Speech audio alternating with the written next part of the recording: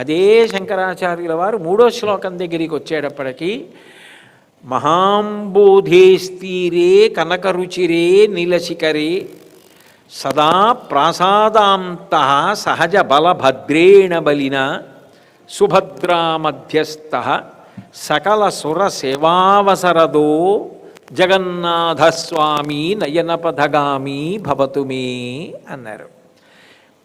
ఆ పురుషోత్తమ పురియందు జగన్నాథ దర్శనం ఎలా ఉంటుందో ఇక్కడ వర్ణించారు. వర్ణిస్తూ బృందావనమునందు ప్రీతి కలిగిన వాడు కాబట్టి దేవేరితో ఉండడు, కానీ దేవేరి ఉండకుండా ఉండడు. లక్ష్మి ఉంటుంది, వేరు మందిరంలో ఉంటుంది.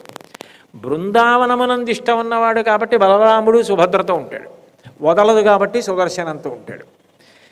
ఈ నలుగురు గద్దె మీద కూర్చుని ఉంటారు.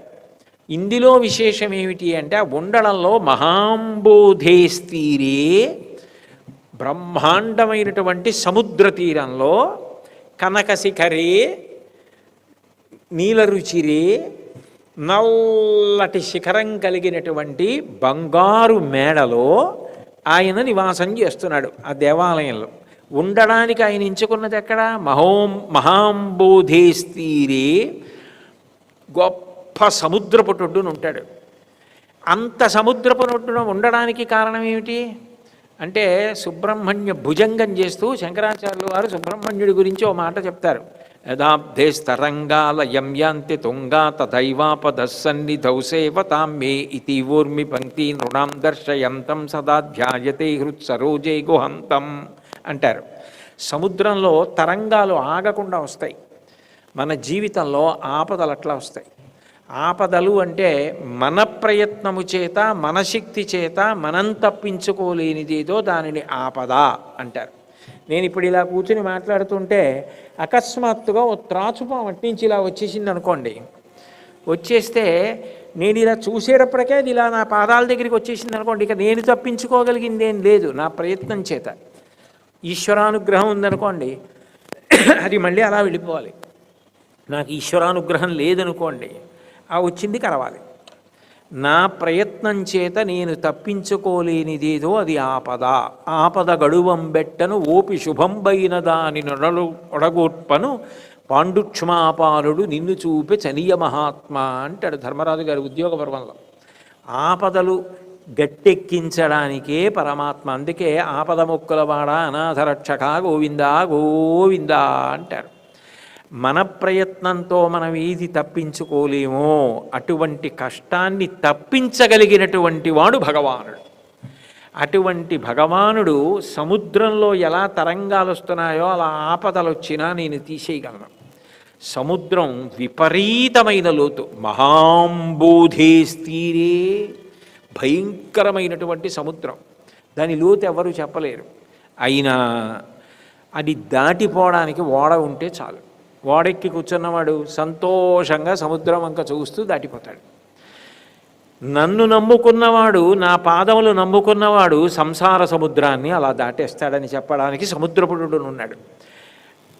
క్షేత్రంలో అక్కడ ఉన్నటువంటి దేవాలయంలో ఒక విచిత్రం కనపడుతుంది మీకు. మీరు దేవాలయం రాజద్వారం 4 ద్వారాల్లో ఎక్కడైనా బయటకు వచ్చి గుమ్మం దాటి నించున్నారనుకోండి, సముద్రపు హోరు వినపడుతుంది. మీరు గడప దాటి లోపలికి వెళ్ళారనుకోండి, సముద్రపు హోరు అయిపోతుంది, వినపడదు. దానికి ఒక విశేషం చెప్తారు. పశ్చిమ ద్వారం ఉంటుంది. ఆ పశ్చిమ ద్వారం దగ్గర కొంచెం మెట్లు కొద్దిగా కిందకి దిగితే కుడి చేతి వైపు ఒక హనుమ ఉంటారు. జగన్నాథస్వామి మేడ మీద ఉంటారు. కనకరుచిరే నీలశిఖరే ఆ బంగారు మేడలో ఉంటారు. అంటే అక్కడి నుంచి ఎత్తుగా ఉంటుంది. ఆ పైన గోపురంలో నరసింహస్వామి ఉంటారు. గద్దె మీద ఈయన ఉంటారు. ఆయన రాత్రి చాలా తక్కువసేపు పడుకుంటారు. ఎందుకంటే మరి ఇంద్రజమ్న మహారాజు గారికి వరం ఇచ్చారుగా, ఎక్కువసేపు నేను దర్శనాలు ఇస్తాను భక్తులకని. ఆ తక్కువసేపు పడుకుందామంటే సముద్రపు హోరు. పైగా ఆ కెరటాలు ఆటు పోటుకి దేవాలయంలోకి వచ్చేవిటే. వస్తే భక్తులుగా ఏదో అల్లరి కేకలు, దీనిలో ఆయనకి సరిగా నిద్ర పట్టేది కాదుట. ఏ అవతార వైభవం అవతార వైభవం అంది. ఏమయ్యా అలా రాకని సముద్రుడిని అనలేరు ఆయన. అనడానికి మామగారికి బంధుత్వం ఉంది. మరి ఎందుకంటే క్షీరసాగర తనయ పాలసముద్రం కూతురు భార్య లక్ష్మీదేవి. అది సముద్రం. గబుక్కుని మామగారి వరసవాణ్ణి నువ్వు చప్పుడు చేయకు, నువ్వు లోపలికి రాకు అంటే ఏం బాగుంటుంది? బాగుండదు. లోక మర్యాద అన్నదొకటి తను పాటించి లోకానికి చూపించాలి. ఎలా అని ఆలోచించారట. హనుమని పిలిచి, హనుమాను అక్కడి నుంచో సముద్రం అట్టే కదా ఉంది, అది లోపలికి చప్పుడు వినపడకూడదు, లోపలికి నీళ్లు రాకూడదు, అలా నిలబడన్నారు.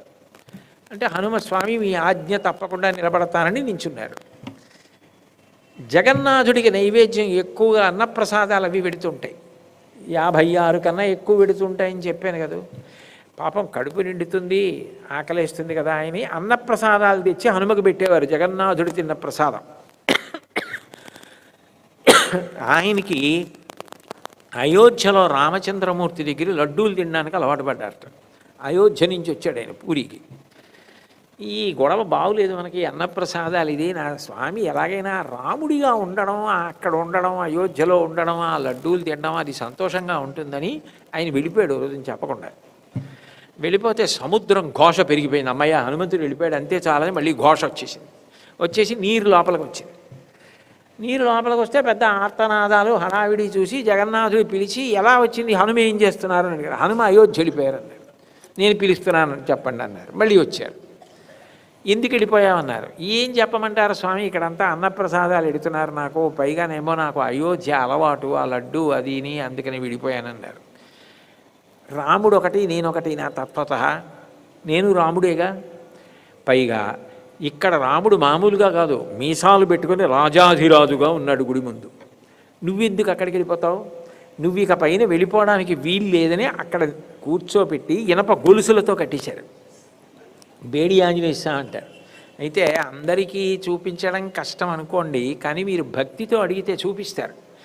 ఆ దేవాలయం కొంచెం దగ్గరగా లోపలికి వెడితే ఆయన బట్ట పక్కకి ఒత్తిగిలించి చూపిస్తారు. ఇనప గొలుసులు ఉంటాయి, ఆ గొలుసులతో కట్టుంటారు హనుమ.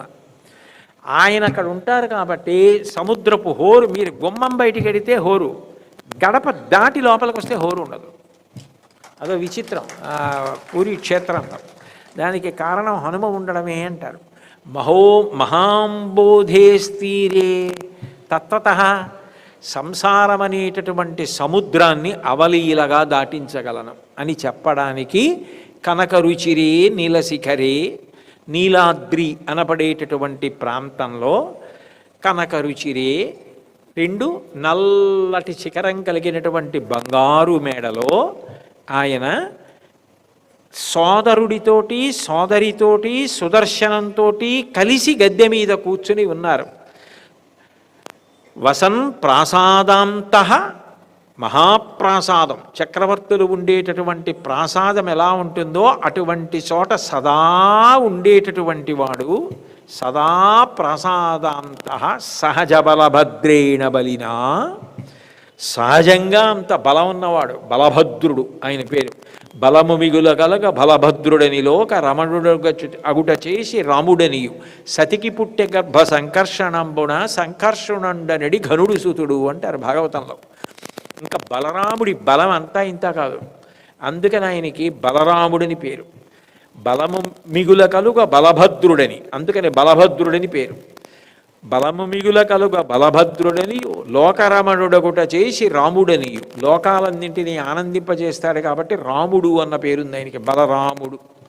సతికి పుట్టే గర్భ సంకర్షణంబున, అక్కడ దేవకీదేవి గర్భంలో పెరుగుతున్నటువంటి పిండాన్ని సంకర్షణం చేసి బయటికి తీసేసి ఇక్కడ ఎక్కడో నందవ్రజంలో ఉన్నటువంటి యశోదాదేవి యొక్క మందిరంలో ఉన్న రోహిణీ గర్భంలోకి ప్రవేశపెట్టారు. గర్భ సంకర్షణం వల్ల పుట్టాడు కాబట్టి సంకర్షణుడనడి ఘనుడు సుతుడు, ఆయనకి సంకర్షణుడని పేరు వచ్చింది. అంత గొప్పవాడు కాబట్టి సహజ బలభద్రేణ బలిన సుభద్రా మధ్యస్థ.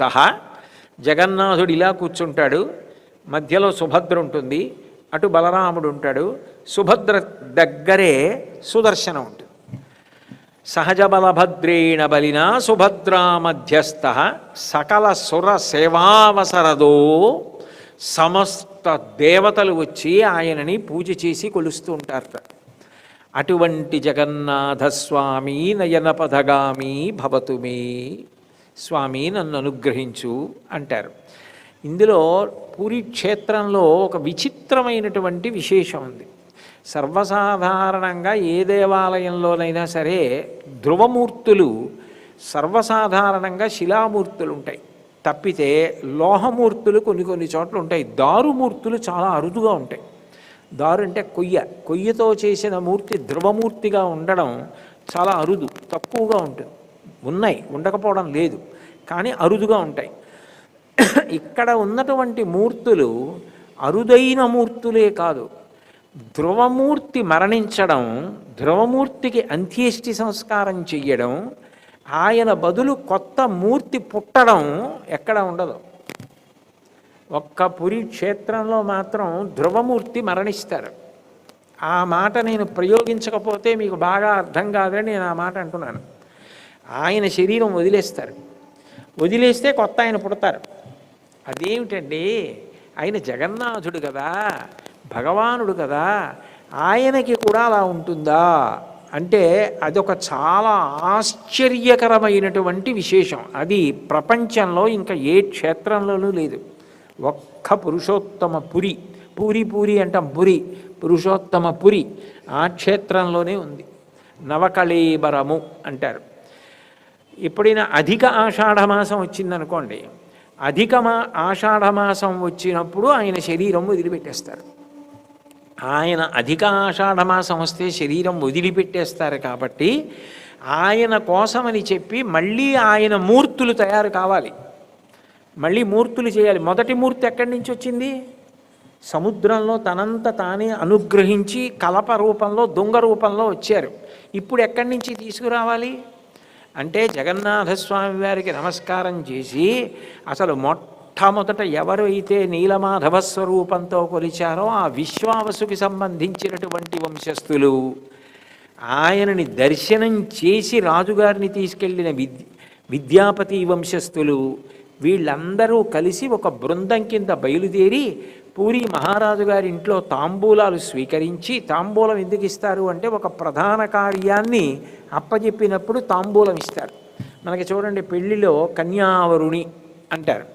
అంటే ఈ పిల్లవాడికి తగిన కన్యని వెతికి తీసుకురండి అని తాంబూలం ఇవ్వాలి, ఇస్తే వాళ్ళు వెతికి తీసుకురావాలి, అది కన్యావరుణి అంటే. అందుకని వీళ్ళు బయలుదేరతారు.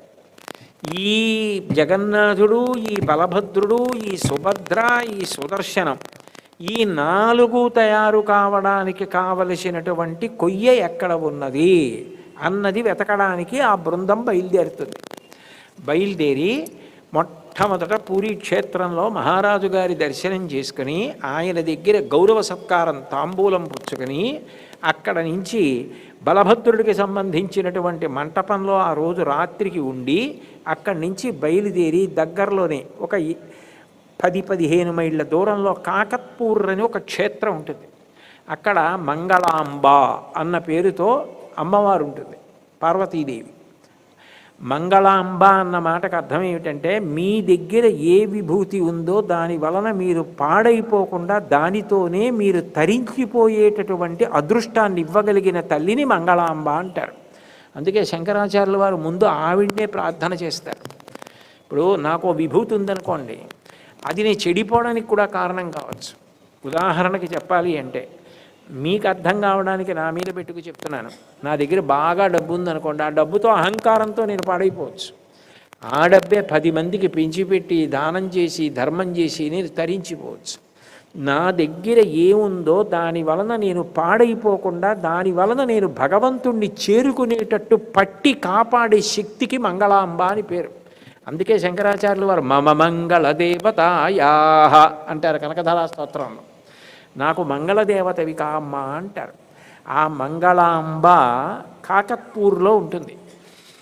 ఆవిడ సన్నిధానానికి చేరుకుంటుంది ఈ బృందం. ఎందుకనంటే ఆ కొయ్యి ఎక్కడుందో ఎవరికి తెలుసు?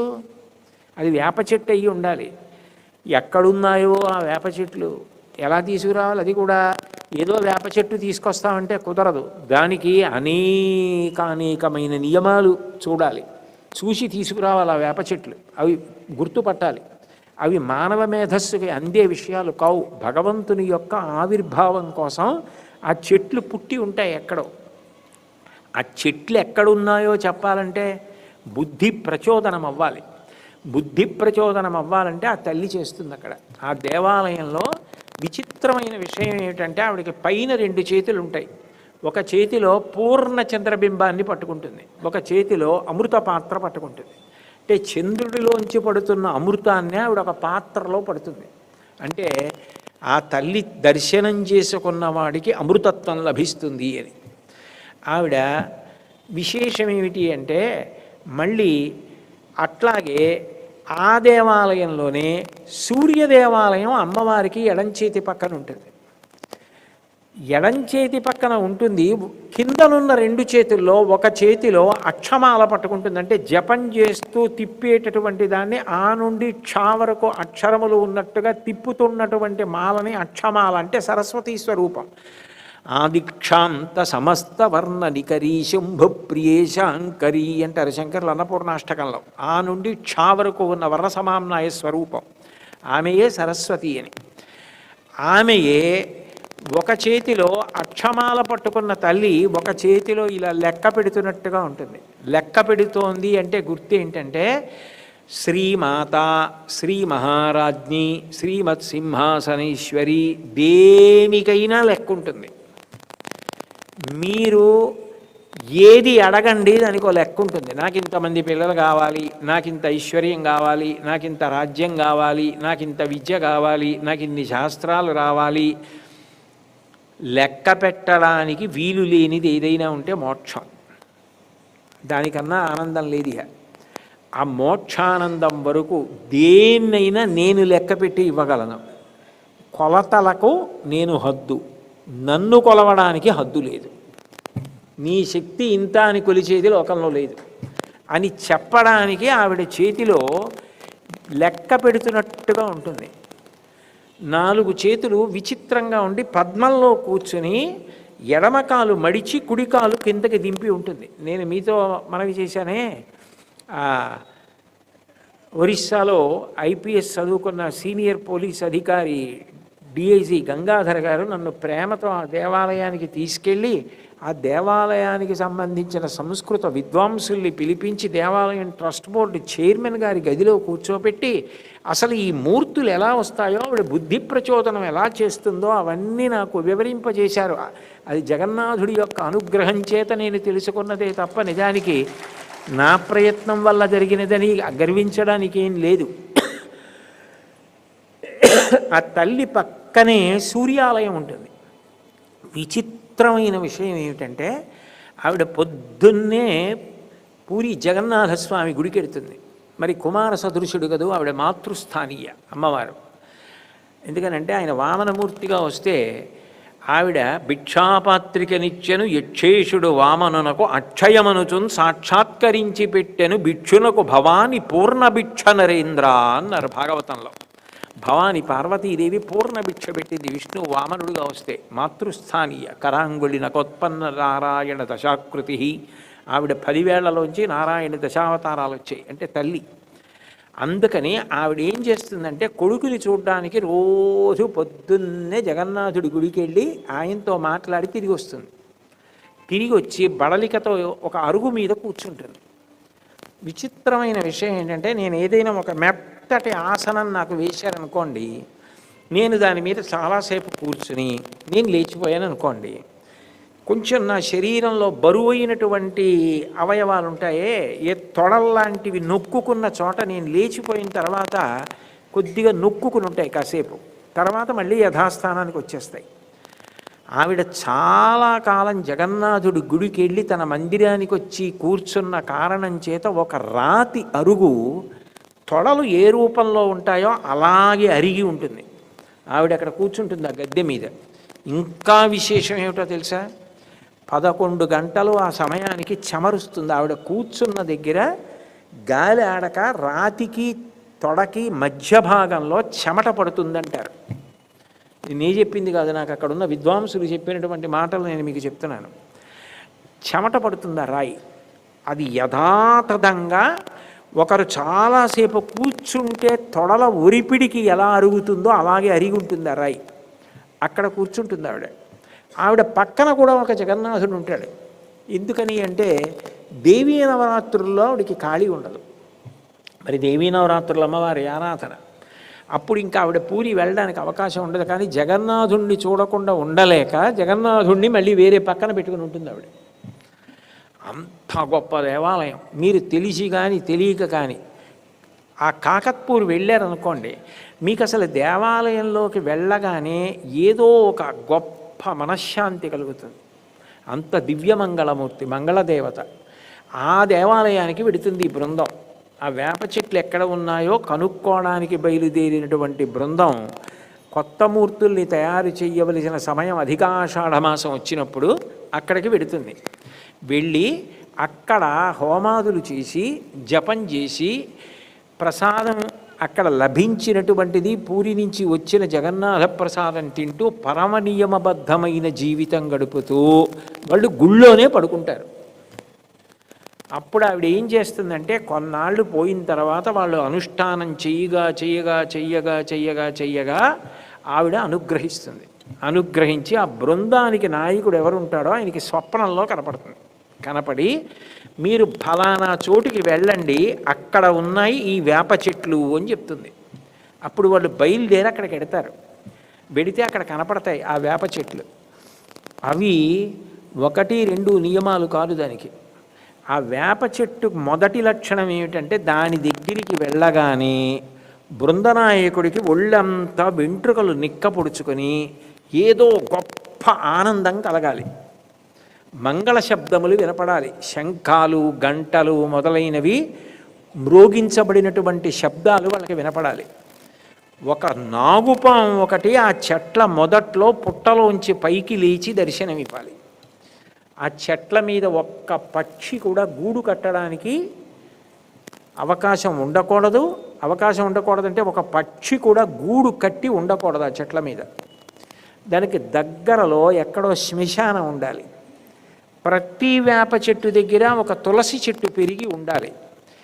ఎవరో అక్కడికి వచ్చి పూజ చేసిన గుర్తులు ఉండాలి. పసుపు కుంకాలు మొదలైన ఉండాలి.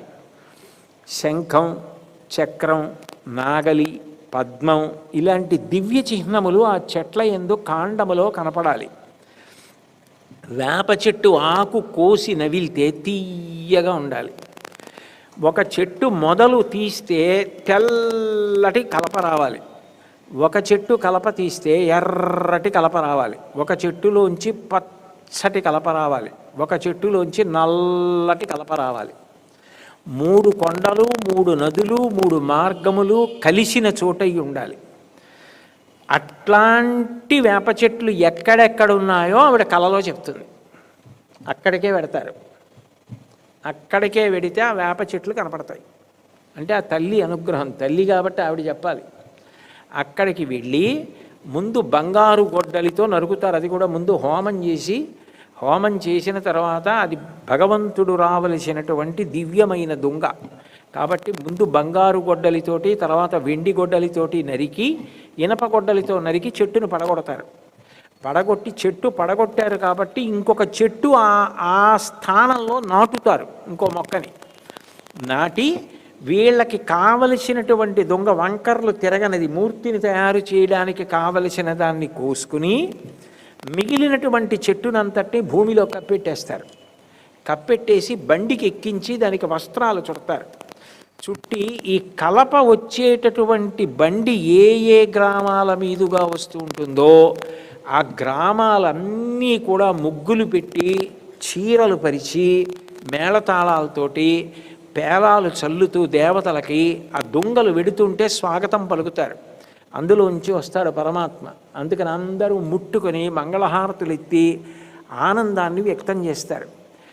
అట్లా ఆ దొంగ లోపల ఆయన ఉన్నాడని చెప్పగలిగినది ఎవరంటే ఒక్క కాకత్పూర్లో ఉన్న మంగళాంబకే తెలుసు. ఏ చెట్టు పుట్టిందో ఎందులో ఉన్నాడో అది ఆవిడ బుద్ధి ప్రచోదనం చేస్తుంది. ఇవన్నీ ఏదో కల్పితమైన గాథలు కావు, యథార్థంగా పూరి క్షేత్రంలో జరిగేటటువంటి విశేషాలు. అప్పుడు ఆ దొంగల్ని తీసుకొస్తారు. తీసుకొచ్చి దేవతామూర్తుల్ని చెక్కుతారు. చెక్కినప్పుడు జగన్నాథుడిని తయారు చేసిన కలప నల్లగా ఉంటుంది, అదే వేప చెట్టు. సుదర్శనం చేసినది ఎర్రగా ఉంటుంది, సుభద్రని చేసినది పచ్చగా ఉంటుంది.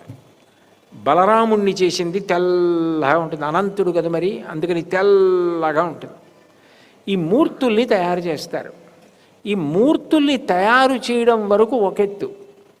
ఆశ్చర్యకరమైన విషయం ఏంటంటే అధిక ఆషాఢమాసం వచ్చింది అంటే అప్పటి వరకు పూజలు అందుకున్నటువంటి మూర్తులు, అప్పటి వరకు ఉత్సవాలు అందుకున్నటువంటి మూర్తులు, అప్పటి వరకు రథయాత్ర చేసిన మూర్తులు ఏవైతే ఉన్నాయో వాటినన్నింటినీ కూడా ఏ గద్దె మీద ఉంచారో ఆ గద్దె మీదే పక్కనే ఈ కొత్తగా తయారు చేసిన మూర్తులను పెడతారు. పెట్టి నలుగురు వాళ్ళకి తప్ప ఆ రహస్యం ఏమిటన్నది ఎవ్వరికీ తెలియదు. పూరి క్షేత్రం అంతటా కూడా విద్యుత్ సరఫరా ఆపేస్తారు, దేవాలయంలో ఆపేస్తారు, నిర్మానుష్యం అంతరాలయంలో మనిషి లేకుండా చూస్తారు. వీళ్ళకి కూడా కళ్ళకి 7 పొరల గంతలు కడతారు, పట్టుబట్ట కట్టేసి చేతులకి బట్ట కట్టేస్తారు. కట్టేసి కటిక చీకట్లో కళ్ళకి గంతలు కట్టుకొని చేతులకి అటువంటి బట్ట కట్టుకొని వాళ్ళు లోపలికి ఎడతారు. వెళ్ళి ఇప్పటిదాకా పూజలు అందుకున్నటువంటి 4 మూర్తులలోంచి ఆత్మని బయటికి తీసేస్తారు. నాభి దగ్గర తీస్తారంటారు, అది చిదంబర రహస్యం, నాకు కూడా తెలియదు సుమా, నాకేమిటి ఎవరికీ తెలియదు. అది తీసేస్తారు. తీసేసి కొత్త మూర్తులలోకి ప్రవేశపెట్టేస్తారు. అది ఏమిటి, ఎలా ఉంటుంది, దాన్ని ఎలా ముట్టుకుంటారు, ఎలా తీస్తారు, ఎవ్వరికీ తెలియదు. అది చూసిన వాళ్ళు కూడా లేరు. ఎందుకంటే తీసేవాళ్ళు కూడా కళ్ళ గంతలతో ఉంటారు, వాళ్ళు కూడా గంతలు తీయరు, కళ్ళ గంతలతోటే తీస్తారు. ఎవ్వరికీ తెలియదు. అది బ్రహ్మ పదార్థం అంటారు, అంతే. అదే కృష్ణ చైతన్యం. తీసి కొత్త మూర్తుల్లోకి పెట్టేస్తారు. పెట్టేయగానే ఎప్పుడైతే ఆత్మ చైతన్యం ఈ మూర్తుల్ని విడిచిపెట్టేసిందో అది ష అవుతుంది. అప్పటి వరకు శివం మంగళప్రదం. ఆత్మ చైతన్యం తీసేయగానే శవం. ఇప్పుడు ఏం చేస్తారంటే కొత్త మూర్తులు గద్దె మీద కూర్చోపెట్టి పాత మూర్తుల యందు ఆత్మ చైతన్యం లేదు, అవి శవాలు కాబట్టి వాటిని పాడె మీదకి ఎక్కిస్తారు. ఎక్కించి సర్వసాధారణమైనటువంటి మనిషి శరీరం వదిలిపెట్టేసినప్పుడు శవయాత్ర ఎట్లా జరుగుతుందో అట్లాగే తీసుకెడతారు. తీసుకెళ్ళి మొట్టమొదట నీలమాధవుణ్ణి పూజ చేసినటువంటి విశ్వావసు వంశస్థులు ఎవరైతే ఉన్నారో వాళ్ళు అపారమైనటువంటి దుఃఖంతో భారహృదయాలతో ఈ 4 కూడా తీసుకెళ్ళి వైకుంఠ కోయల్లని ఉంటుంది, మీరు వెళ్ళినప్పుడు చూడొచ్చు.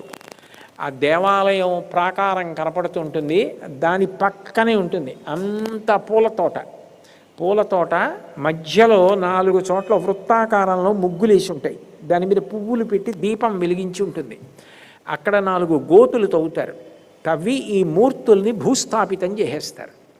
అంటే ఇంకా ప్రాణం పోయింది కాబట్టి ఇంకా అవి ఉండడానికి వీలు లేదని వాటిని భూస్థాపితం చేసేస్తారు. వాటికి కర్రతో ఆసనాలు చేసి ఆసనాల మీద కూర్చోబెట్టి భూస్థాపితం చేసి ముగ్గు వేస్తారు. అది శ్మశాన ప్రాంగణంతో సమానం అన్న ఉద్దేశ్యంతో ఆ ప్రాంగణాన్ని కాపు కాయడానికి ఆ పక్కనే ఒక గూడులో ఉంటుంది, చిన్న గూడులాగా.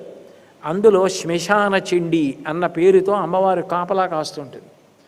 విచిత్రమైన విషయం ఏమిటంటే మీరు ఆ ముందు నుంచి కొద్దిగా నడుచుకుంటూ వెళ్ళి ఇలా కుడి పక్కకి తిరిగితే హనుమ అంత ఎత్తున నిలబడి ఉంటారు. విషాదవదనంతో ఉన్నటువంటి హనుమని మీరు అక్కడే చూడవచ్చు. సర్వసాధారణంగా ఉండే ఉత్సాహం, సర్వసాధారణంగా ఉండే బలం, సర్వసాధారణంగా ఆయనలో కనపడేటటువంటి ఆ చైతన్య స్ఫూర్తి అంత్యేష్టి సంస్కారం జగన్నాథాదులకు జరిగేటటువంటి వైకుంఠ కోయిల్ ప్రాంగణంలో మాత్రం కనపడదు. చాలా విషన్నవదనంతో హనుమ నిలబడి ఉంటారు. అక్కడ దీపాలు పెట్టి ఉంటాయి, ఎవరైనా వెళ్ళచ్చు, ఎవరైనా వెళ్ళి ఆ ప్రాంగణం చూడవచ్చు. ఎప్పుడు అధిక ఆషాఢమాసం వచ్చినా అప్పుడప్పుడు జగన్నాథుడు, సుభద్ర, బలరాముడు, ఆ తర్వాత సుదర్శనం 4 కూడా ప్రాణములు వదిలేస్తాయి. ప్రాణములు వదిలేస్తాయంటే బ్రహ్మపదార్థమును తీసేస్తారు. అప్పుడు వాటిని తీసుకెళ్ళి అదే ప్రదేశంలో భూస్థాపితం చేసేస్తారు. విచిత్రమైన విషయం ఏమిటంటే ఆ భూస్థాపితం చేసినప్పుట ఆ భూమిని మళ్ళీ అక్కడే తవ్వుతారు. తవ్వితే ఇంతకుముందు భూస్థాపితం చేసిన మూర్తుల యొక్క ఆనవాలు కూడా ఉండదు. కానీ వాళ్ళని కూర్చోబెట్టిన ఆసనాలు దొరుకుతాయి. నేను విన్నది కాకత్పూర్లో, నాకు అక్కడ ఉన్నటువంటి సంస్కృత విద్వాంసులు చెప్పిన విషయం మీతో నేను చెప్తున్నాను. ఆసనం తాలూకా అవశేషాలు దొరుకుతాయిట, కానీ మూర్తులు 4కి సంబంధించి ఏ అవశేషం దొరకదు. 10 రోజుల పాటు దశదిన కర్మ చేస్తారు. మామూలు మనిషి విడిపోతే అంత్యేష్టి సంస్కారం ఎలా చేస్తారో అట్లా చేస్తారు. చేసి ఆ విశ్వావసు వంశస్థులు తాము సంపాదించుకున్న డబ్బుతో 11వ రోజున మహాసమారాధన చేస్తారు. చేసి అందరికీ అన్నం పెట్టి, తర్వాత మా స్వామి మళ్ళీ ఇదిగో వచ్చేసాడు అని దేవాలయంలో మళ్ళీ కొత్త మూర్తులు వచ్చేసాయి కదా, మళ్ళీ సంతోషంగా వెళ్ళి చూస్తారు. బహుశः ప్రధానమూర్తికి జ్వరం రావడం, పడిశం పట్టడం, 15 రోజులు వైద్యం పుచ్చుకోవడం, అధిక ఆషాఢమాసం వస్తే శరీరం వదిలిపెట్టేయడం, ఆయన్ని యాత్రగా తీసుకెళ్ళడం, ఆయనకంటూ దేవాలయ ప్రాంగణంలో ఒక శ్మశాన వాటికి ఉండడం, అందులో భూస్థాపితం చేసేయడం, దాన్ని కూడా భక్తులు వెళ్ళి చూడడం, అక్కడ దీపాలు పెట్టడం, అక్కడ శ్మశాన చండీ హనుమ ఉండడం, పెద్ద పూల తోట ఉండడం, వెళ్ళిన భక్తులందరూ ఏదో గంభీరమైన మనస్సుతో చాలా ఎంత ఇది సత్యమే అన్నప్పటికీ కూడా ఏదో తెలియని ఆవేదన పొందుతారు. పక్కన ఉన్నాడు కదా అన్నా కూడా ఎందుకో ఏదో దుఃఖభావన కలిగేటట్టుగా ఉంటుంది. ఏడు భగవంతుడు ఏమిటి, ఇలా భూస్థాపితం అవడం ఏమిటి అనిపిస్తూ ఉంటుంది. అంత విచిత్రమైన లీల అక్కడే ఉంటుంది.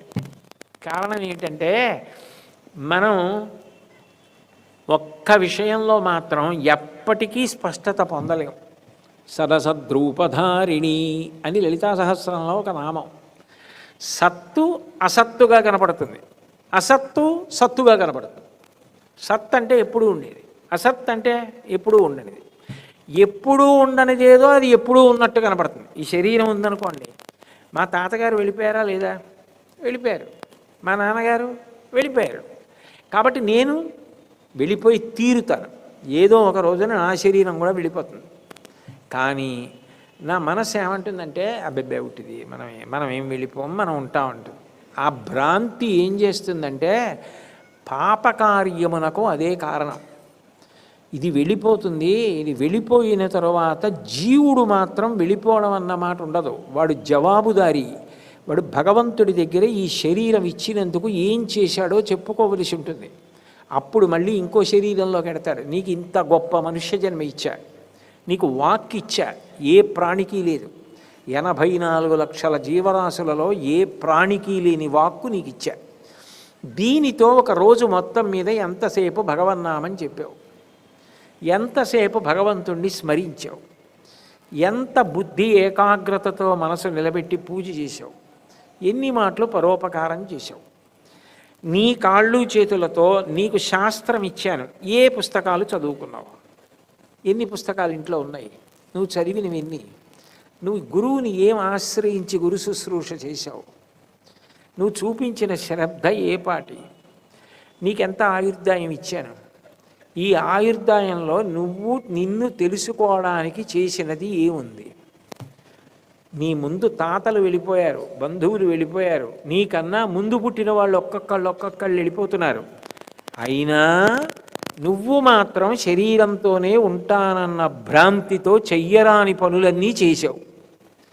నీకు మాత్రం ప్రత్యక్షంగా కళ్ళ ముందు ఒక పెద్ద సత్యము అనుభవానికి రాలేదు. ఇది మర్త్యలోకము. మర్త్యలోకము అన్న మాటకు అర్థం ఏమిటంటే శరీరముతో వస్తే ఆ శరీరమును ఇక్కడ వదిలిపెట్టవలసినదే. శరీరముతో వెళ్ళడము కుదరని లోకమునకు మర్త్యలోకమని పేరు. శరీరము నువ్వు కాదు, శరీరమును వదిలిపెడతాడు. వాసాంసి జీర్ణాని యథా విహాయ నవాని గృహ్ణాతి నరోపరాణి తథా శరీరాన్ని విహాయ జీర్ణాన్ అన్యాని సంయాతి నవాని దేహి. జీర్ణమైపోయినటువంటి వస్త్రం చిరిగిపోయిందనుకోండి, నా లాల్చి తీసి పక్కన పారేస్తాను, ఇంకో కొత్త లాల్చి తొడుక్కుంటాను. అలా ఈ శరీరము జీర్ణమైపోతే జీవుడు ఏం చేస్తాడంటే దీన్ని వదిలిపెడతాడు. దీన్ని వదిలిపెట్టడానికి ఇష్టపడడు జీవుడు. ఇది ఎంత శిథిలం అయిపోనివ్వండి, దీన్ని అంటిపెట్టుకుని ఉండడానికి ఇష్టపడతాడు. కష్టాలలో కల్లా కష్టం ఏమిటంటే శరీరానికి దాని మలమూత్రములను అది విసర్జించలేకపోవడం. లేచి వెళ్ళి మూత్ర విసర్జన, లేచి వెళ్ళి మల విసర్జన చెయ్యలేకపోవడం. ఎక్కడున్నాడో అక్కడే పడుకుని అక్కడే మలమూత్ర విసర్జన చేయడం. అప్పుడు కట్టుకున్న భార్యకి కూడా బరువు అవుతాడు. అట్లా ఉండిపోయినా కూడా ఇంకా ఏదో ఆశ, నేను ఆరోగ్యం పొందుతాను లేస్తాను అనుకుంటాడు తప్ప నా శరీరం వదిలేయాలని అనుకుంటాడా? భ్రాంతి పట్టుకుని ఉంటుంది. ఎందుకని అది నేనన్న భావన. కానీ అది వదిలిపెట్టాలరా, అది వెళ్ళిపోతుంది. నీ అంత నువ్వు వదిలిపెట్టట్లేదు, అందులో ఉండి పాడైపోయి చినిగిపోయిన శిథిలమైపోయిన గూడులో కూర్చుంటున్నావు. ఏం చేస్తావు దాంతో? అందరూ ఇబ్బంది పడుతున్నారు, నీ ముఖం మీద అంటలేదంతే. ఇలా కష్టపడే కన్నా అని భార్య కూడా అనేసిన నాడు ఏమిటి ఆ విలువ? అందుకని నేను విడిపించేస్తానని భగవంతుడు మృత్యుదేవతా స్వరూపంగా విడిపిస్తాడు. అందుకే సనాతన ధర్మంలో మృత్యువు దేవత, మృత్యుదేవత అంటారు. విడిపించలేదనుకోండి ఎన్నాళ్ళు ఉంటాడు ఆ శరీరంలో? వెళ్ళిపోయిన వాళ్ళ గురించి ఆలోచిస్తూ ఇందులో ఎంతకాలం ఉంటాడు? తను వదిలిపెట్టేశాడు అనుకోండి, మళ్ళీ జవసత్వాలతో ఉన్న శరీరాన్ని పొంది మళ్ళీ ఉత్తమ కర్మలు చేసుకోవచ్చు. కానీ అసలు ఈ శరీరం విలువ తెలియాలి, దీని అశాశ్వతత్వం తెలియాలి. ఇది ఉండదు, ఇది వెళ్ళిపోతుంది. వాసాంసి జీర్ణాని యథా విహాయ నవాని గృహ్ణాతి నరోపరాణి. అది వెళ్ళిపోవలసిందే. అది ఉండడానికి వీలుండేది కానే కాదు. జాతస్య హితిర్వో మృత్యు ధ్రువం జన్మ మృతస్య చ తస్మాద్ అపర్యార్యేద్దే తత్ నత్వం శోచితుమర్హసి. ఇది ఎప్పుడు పుట్టిందో అప్పుడే దీనికి మృత్యు తేదీ కూడా ఉంది. అది ఈరోజు పుట్టినది అని తెలిసిన్నది ఆ తేదీన వెళ్ళిపోతుంది పంచభూతాల్లోకి. అది జాయతే గచ్చతే, అది వచ్చి వెళ్ళిపోయేదే తప్ప ఉండిపోయేది కాదు. ఒకటి మాత్రం వెళ్ళిపోదు. నైనం చిందంతి శస్త్రాణి నైనం దహతి పావక నచైనం క్లేదయంత్యాపో నశోషయతి మారుతః. అది ఖడ్గము చేత నరకబడదు, అగ్ని చేత కాల్చబడదు, నీటి చేత తలపబడదు, గాలి చేత విసిరివేయబడదు. అది ఎప్పుడూ ఉండేది ఆత్మ. అది నేనన్నది అనుభవంలోకి వస్తే అయిపోయిందంతే మోక్షం. అదే జ్ఞానం. జ్ఞానాత్ దేవత కైవల్యం. ఇలా నోటితో చెప్పడం కాదు, అనుభవంలోకి రావాలి. ఆ అనుభవం భక్తి వలన వస్తుంది, ఈశ్వర కటాక్షంగా రావాలి. ఆ జ్ఞానం పుస్తకం చదువుకుంటే నిలబడేది కాదు, అనుభవంగా. అది లేక ఏం చేస్తాడంటే మృత్యుభీతి. అమ్మో వెళ్ళిపోతానేమో, అమ్మో వెళ్ళిపోతానేమో, అమ్మో వెళ్ళిపోతానేమో. ఎంత బెంగ పెట్టుకున్నా ఎవరున్నాడు? 1,000,000 మంది వైద్యులు కూడి వచ్చినా కానీ మరణమయ్యడి వ్యాధి మాన్పలేరు. ఎంతమంది వచ్చినా, ఎంత పెద్ద పదవిలో ఉన్నా, మహా అయితే మామూలు వాడు కట్టెల్లో కాలిపోతాడు, ఆయన గంధపు దుంగల్లో కాలిపోతాడు, అంతే తేడా. తప్ప శరీరం మాత్రం కాలిపోవలసిందే, ఆ శరీరం వెళ్ళిపోవలసిందే తప్ప శరీరంతో వెళ్ళిపోవడం ఉండదు. అబ్బాయి దీనికి ఎందుకు బెంగ పెట్టుకుంటావు? నేను చూడు, నేను కూడా శరీరంతో వచ్చాను. ఒక దొంగతో వచ్చి దొంగలోంచి శరీరంగా వచ్చా. నువ్వు అంతే. ఒక బుడగ రేత శుక్రశోణితములు కలిశాయి, స్త్రీ పురుషులవి. స్త్రీ గర్భంలో బుడగగా మొదలయ్యావు. చర్మము, రక్తము, మాంసము, కొవ్వు, అస్థి, శుక్ల, మేధ, సప్త ధాతువులతో ఈ శరీరం ఏర్పడింది. ఏర్పడిన ఈ శరీరం మళ్ళీ తిరిగి పంచభూతములలోకి వెళ్ళిపోతుంది. ఆత్మ అట్లాగే ఉంటుంది. ఎచ్చట నుండి వచ్చనచ్చటికి పోవుట నైజము ప్రణికోటికి. ఎక్కడి నుంచి వచ్చాడో అక్కడికి వెళ్ళిపోవలసిందే. దానికి ఎందుకురా ఎంత విచారించి అంత బెంగ పెట్టేసుకుంటావు? నువ్వేదో ఉండిపోతావన్నట్టు ఎందుకు పాపాలు చేస్తావు? దీపం ఉండగా ఇల్లు చక్కబెట్టుకో. ఈ శరీరం ఉండగా కురుపుణ్యమహోరాత్రం, రాత్రనక పగలనక పుణ్యం చెయ్యి. ఒక్కసారి పడిపోయిందా ఇక మళ్ళీ పుణ్యము చెయ్యడం అన్న మాట లేనే లేదు. ఆవై పుట్టినా నీ పాలతో నువ్వు అభిషేకం చేయలేవు. మారేడు చెట్టు అయినా నీ దళాన్ని నువ్వు శివలింగం మీద వేయలేవు. ఇందులో ఉన్నావు కాబట్టి ఓ గుడికి వెళ్ళడం, ప్రదక్షిణం చేయడం, ఓ ప్రవచనం వినడం, పుస్తకం చదువుకోవడం, పూజ చేయడం, మంచి భజన చేయడం, భగవన్నామం చెప్పడం, ఇది వదిలితే ఇక లాభం లేదు. నేను అంతటి వాణ్ణి కూడా ఇక్కడికి ఒక దొంగ వచ్చి దొంగలోంచి శరీరంగా వచ్చాను కాబట్టి వదిలేశాను. వదిలేసి మళ్ళీ కొత్త శరీరం పొందాను. మీ అందరివి పంచభూతాలతో వచ్చాయి, నాది కొయ్యలోంచి వచ్చింది. ఏ కొయ్యలోంచి వచ్చానో మళ్ళీ ఆ కొయ్యలోకి వెళ్ళాను. ఇక్కడ వదిలేను, అక్కడ కూర్చున్నాను. నువ్వైనా అంతే, ఇక్కడ వదులుతో ఇంకో చోట పుడతావు. కానీ ఇక ఈ పుట్టడం చావడం అన్న రెండు లేకుండా ఉండాలంటే నువ్వు నా యందు ఐక్యమైపోవాలి. అది చరమస్థానం. దీని గురించి భయపడడం కాదు, భయం వదిలిపెట్టి ఏ పుణ్యకార్యములు ఆచరించి నువ్వు చెయ్యవలసిన పనులు చేసి ఇక నీకు మరణ భయం లేకుండా ఉండాలంటే అసలు పుట్టడం పోవాలి. ఇది ఆఖరిసారి పడిపోవాలి శరీరం. అటువంటి జ్ఞానము కలగాలంటే నన్ను ఆశ్రయించు. ఆ గీత చెప్పిన కృష్ణుడు గీతలో ఏది చెప్పాడో ఆ కృష్ణుడే జగన్నాథుడిగా నోటితో చెప్తే పట్టుకోలేకపోయారు వీళ్ళని, మన కోసమని ఎంత కిందకు వచ్చేసాడంటే తానే చనిపోతున్నాడు. తానే శరీరం వదిలేసి నా అంతటి వాణ్ణి కూడా దొంగలోంచి వచ్చి మళ్ళీ వదిలిపెట్టి మళ్ళీ ఇంకో దొంగలోకి వెళ్తున్నాను. ఎక్కడికి వెళ్ళిపోలేదు, ఆత్మగా అలాగే ఉన్నాను, అలాగే అనుగ్రహిస్తున్నాను. నువ్వెందుకు బెంగ పెట్టుకుంటావు? నేను బెంగ పెట్టుకున్నానా? నేనంటే మార్పు లేకుండా అలాగే ఉంటాను. నువ్వు మార్పు లేకుండా ఉండాలంటే నన్ను చేరిపోవాలి. ఈ సత్యం తెలుసుకున్న నాడు నువ్వు ధర్మాన్ని పట్టుకోవాలి. నువ్వు ధర్మాన్ని పట్టుకుని నేను చెప్పినట్టు బ్రతుకు, నువ్వు నన్ను చేరిపోతావు. ఆఖరిసారి శరీరం పడిపోతుంది. అది చాలా తేలికగా నీకు అనుగ్రహించడం కోసమే నేను ఇక్కడ ఉన్నాను. కేవల భోగభాగ్యాలే కాదు, ఇది కూడా నేను ఇస్తాను. ఇది నేను ఇస్తాను అని చెప్తే అంత తేలికగా నీకు ఈ తత్వం అర్థం అవుతుందో అవదోనని గీతలో కృష్ణుడిగా ఏది చెప్పానో అది జగన్నాథుడిగా ఇక్కడ నేను చేసి చూపించాను. నా విషయంలోని నా శరీరమే వదిలి కొత్త శరీరం పొందాను. అదే నవకళేబరం అంటారు. ఎక్కడైనా ఉందా? ఇంకా దయకు అసలు హద్దు ఉందా? ఆయన ఎందుకు అలాంటివి చేయడం, ఆయనకి ఎందుకు అవి అంటే మనకి చెప్తే అర్థం కావట్లేదని ఒకప్పుడు రాముడిగా చేసి చూపించాడు. 24,000 శ్లోకాలు ఎక్కడ చదవమండి, రామాయణ తత్వం ఎక్కడ చదువుకోమండి, అఘాయిత్యం పండితులు చేసే వ్యాఖ్యానాలు మేము ఎలా అయోమయం పొందకుండా నిలబడగలమండి అని అనకుండా మళ్ళీ ఏం చేశాడంటే కృష్ణ పరమాత్మగా గీత చెప్పాడు. మాకు ఆ గీత అంత వంట పట్టట్లేదండి, సత్తు అసత్తుగా కనపడుతోంది, అసత్తు సత్తుగా కనపడుతోంది, శరీరం శాశ్వతం అనిపిస్తోంది, ఆత్మ లేదనిపిస్తోంది. ఎలా అంటావేమో, నేను కూడా వదిలిపెడుతున్నాను చూడు, దేనికి బెంగ పెట్టుకుంటావు అని శాశ్వత సత్యమును మనకి బోధ చెయ్యడానికి ఏ రాముడిగా ఆచరించి చూపించాడో, ఏ కృష్ణుడిగా ప్రబోధం చేశాడో అదే స్వామి ఎక్కడ మనిషి భయపడిపోతున్నాడో ఆ భయాన్ని తొలగించడానికి తానది అనుభవించి చూపిస్తున్నాడు. అసలు ఆ దయకి హద్దుందా? ఇంకా అటువంటి పరాత్పర స్వరూపం లోకంలో ఉంటుందా? మీరు ఇప్పటికీ జగన్నాథుడి గిడిగిడితే ఆ దర్శనం చేసేసుకుని బయటికి వచ్చిన తర్వాత ఇలా వస్తూ ఆనంద బజారుకి ఎడతారు. కుడి పక్కకి తిరిగితే ఆ గద్దెలు ఉంటాయి వరుసగా, జ్యేష్ఠ పౌర్ణమి నాడు స్నానం చేయించే గద్దెలు. అటువైపుకి కుడి చేతి వైపుకి వెళ్ళిపోకుండా కొంచెం ఎడం చేతి వైపుకి కిందకి దిగి వెడుతూ వైకుంఠ కోయిల్ని అడిగితే చెప్తారు. ఆ ద్వారం దాటి లోపలికి వెడితే కుడి చేతి పక్కన వెళ్ళగానే నలుగురిని భూస్థాపితం చేసిన ప్రదేశం కనపడుతుంది. ముగ్గులేసి దీపాలు పెట్టుంటాయి.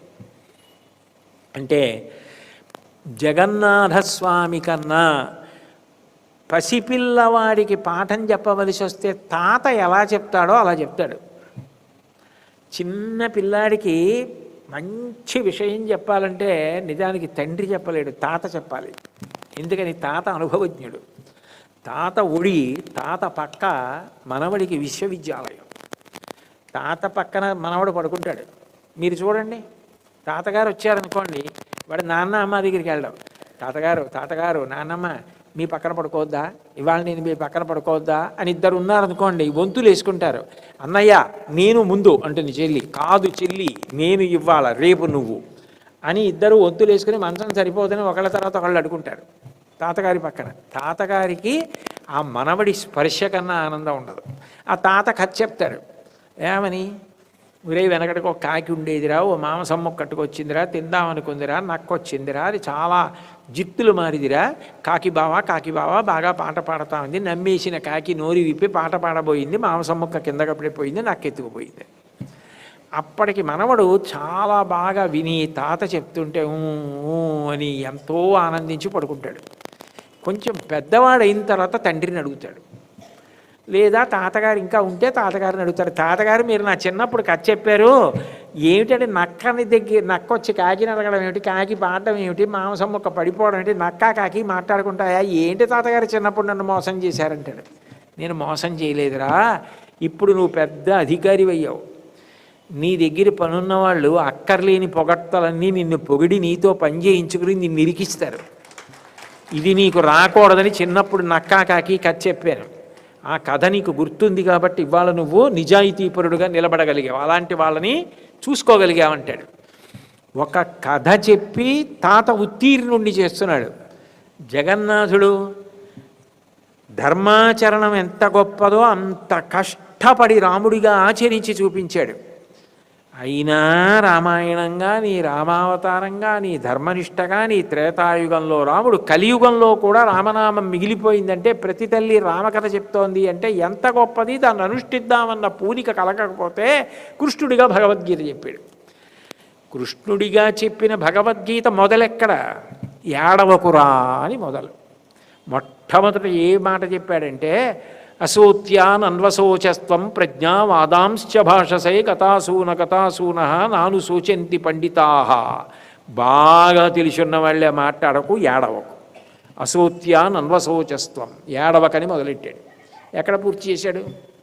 సర్వధర్మాన్ పరిత్యజ్య మామేకం శరణం వ్రజ అహం త్వా సర్వపాపేభ్యో మోక్షయిష్యామి మాసుచ. ఏడవకురా అని పూర్తి చేశాడు. ఏడవకు అని మొదలెట్టి ఏడవకు అని పూర్తి చేశాడు.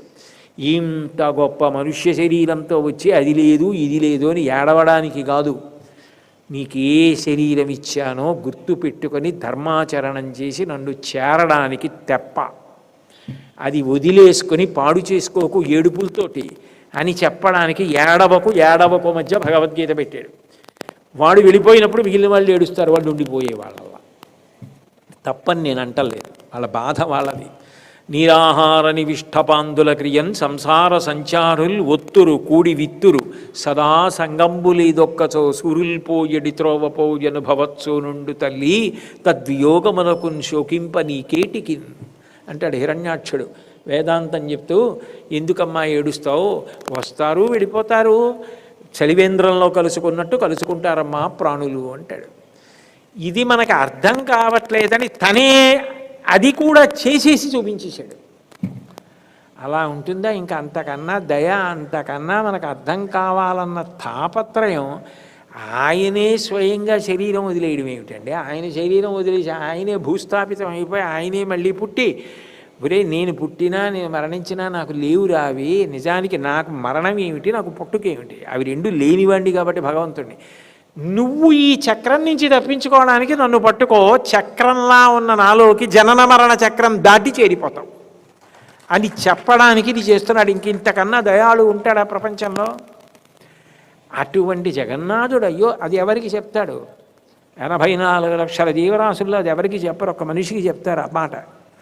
నా కోసం ఇంత త్యాగం చేశావా, ఇంత కష్టపడ్డావా స్వామి, కనీసం వచ్చి నేను వైకుంఠ కోయిల్లు నిన్ను చూసి పాఠం నేర్చుకోకపోతే, నీ ద్వారా నేను శాశ్వతమైనదేదో తెలుసుకోలేకపోతే ఇక ఉపయోగం ఏమిటి? అందుకే ఆ నలుగురిగా ఉంటాడు.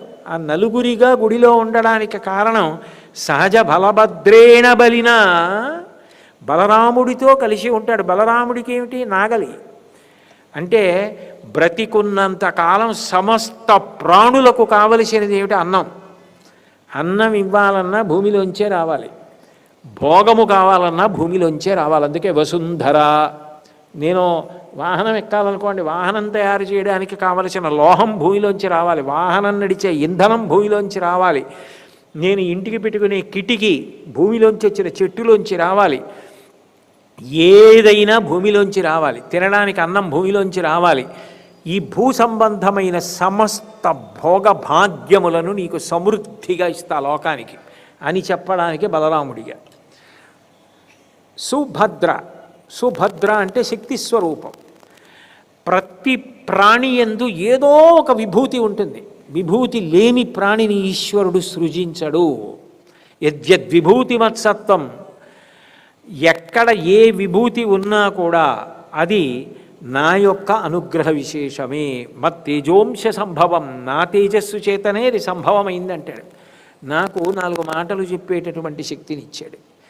మీకు 2 గంటలు కదలకుండా కూర్చుని వినే శక్తిని ఇచ్చాడు. చెప్పడం కన్నా వినడం గొప్ప. మీకు వినే శక్తిని ఇచ్చాడు.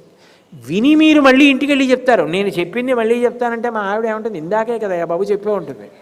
మీరు ఇక్కడ విని మళ్ళీ చెప్తారు. మీరు విన్న ఫలితం మళ్ళీ చెప్పిన ఫలితం. కాబట్టి ఈశ్వరుడు ఒకళ్ళకి పాట పాడడం ఇస్తాడు, ఒకళ్ళకి వీణ వాయించమంటాడు, ఒకళ్ళని శిల్పం తయారు చేయమంటాడు. ఎవరికి ఏది ఇచ్చినా దానితో ఈశ్వరుణ్ణి చేరుకుంటాడు. ఒకడు గణిత శాస్త్రం బాగా చదువుకుంటాడు, అది ఎలా పనికి వచ్చిందండి అంటారేమో మీరు. గణిత శాస్త్రం చదువుకుని పెద్ద పెద్ద సంఖ్యలు అన్నీ చదువుకున్నాడు. ఆయన సముద్రపుడికి వెళ్ళాడు. ఇక్కడ ఉన్న ఇసుక రేణువులని లెక్క పెట్టడానికి నేను చదువుకున్న గణిత శాస్త్రం పనికి రాలేదు. నా గణిత శాస్త్రం కన్నా ఈశ్వర సృష్టిలో ఇసుక రేణువులు ఎక్కువ. అవి లెక్క పెట్టడం నా గణిత శాస్త్రానికి రాలేదని ఈశ్వరుడి ముందు తల ఉంచేశాడు. చదువుకున్నది అందుకు పనికి వచ్చిందా లేదా? కాబట్టి ఏదైనా ఈశ్వరుణ్ణి తెలుసుకోవడానికి పనికి రావాలి. మీకు ఏ విభూతినిచ్చాడో అది మీరు గమనించగలగాలి. అది గమనిస్తే ఆ శక్తియే మీరు తరించడానికి కారణమైపోతుంది. అది సుభద్ర, మిమ్మల్ని భద్రంగా చేర్చగలిగిన శక్తి. శక్తి అంటే కదలిక. మీకు ఏ రూపంగా మీ విభూతి కదిలితే మీరు చేరిపోతారో ఒడ్డుకి, ఆ కదలిక మీ ఎందేదున్నదో గుర్తించి దాన్ని సమాజానికి అంకితం చేసి, సమాజమే పూజామందిరము, దీని ద్వారానే నేను తరించాలి, నన్ను ఇందుకు పంపాడు ఈశ్వరుడు. ఇదే త్యాగబుద్ధితో ఈశ్వర మీరు నన్ను ఎందుకు పుట్టించారో అది నేను చేసి తరిస్తానని చెయ్యాలి. నాట్యం వచ్చు, గుళ్ళో నాట్యం చేయి. సంగీతం వచ్చు, గుళ్ళో గీతం శ్రావయామి. వాద్యం వచ్చు, వాద్యం ఘోషయామి. గుళ్ళో బట్టలు ఉతుకు, దేవాలయానికి ప్రదక్షిణం చేయి, దీనులకు సేవ చేయి. సమాజమునందు లోకమునందు లోకేశ్వరుణ్ణి, విశ్వమునందు విశ్వనాథుణ్ణి చూడు. నీ కదలిన కదలికలు చివరికి కదలనటువంటి శివుని యందు లయమైపోతాయి. ఏ సరస్సులో ఎండుటాకు పడితే అలలు వచ్చాయో ఆ అలలు ఆ సరస్సులోనే అయిపోతాయి, అందులోనే లయమైపోతాయి. ఏ కదలికలు నీ విభూతితో వచ్చాయో అవే మళ్ళీ నీలో ఆ బ్రహ్మమునందే లయమైపోవడానికి కారణమవుతాయి. నీకు ఏది ఇవ్వకుండా మాత్రం నేను పంపించలేదు, కనీసం మాట ఇచ్చానది చాలు, దాంతో భగవన్నామని చెప్పి ధరించిపో. కాబట్టి ఇది సుభద్ర. నువ్వు బాగా అర్థం చేసుకుంటే నాకు కాళ్ళు లేవు, నాకు చేతులు లేవు, అది కాదు. అలా లేకపోయినా అలా లేని మూర్తిలోకి లేనొస్తే జగన్నాథుడు మొండి జగన్నాథుడు అని నన్నన్నా నేనేమనుకోను. అలాగైనా నువ్వు నన్ను చూసి అదేమిటో మిగిలిన వాళ్ళల్లా జగన్నాథుడికి చేతులు ఉండవు కదండి, ఇలా ఉన్నాయే అని నువ్వు నన్ను స్మరించినా చాలు.